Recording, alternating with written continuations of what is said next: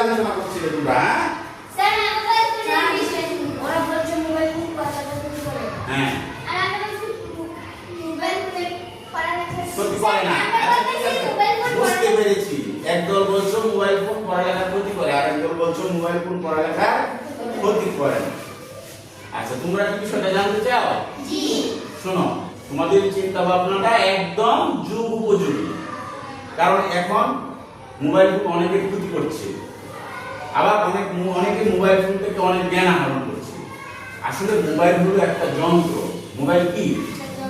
সে তোমাকে জ্ঞানও দিতে পারে, আবার তোমার কাছ থেকে মূল্যবান সময় কেড়ে নিতে পারে। এইটা নির্ভর করবে তোমার উপর।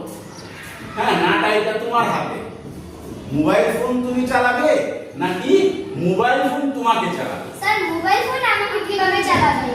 তুমি যখন তোমার জ্ঞান অর্জনের জন্য এবং তোমার প্রয়োজনে মোবাইলটা চালাবে, তখন তুমি মোবাইল চালাচ্ছ।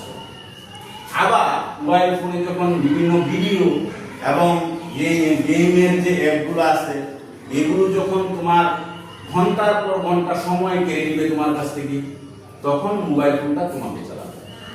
বুঝতে পারছো? জি স্যার। তাহলে কখন মোবাইল তোমাকে চালাবে?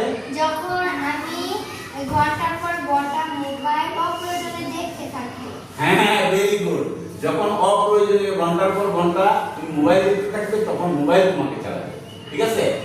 তাহলে আমাদের কি করা উচিত? মোবাইল চালানোতে সচেতন হওয়া উচিত।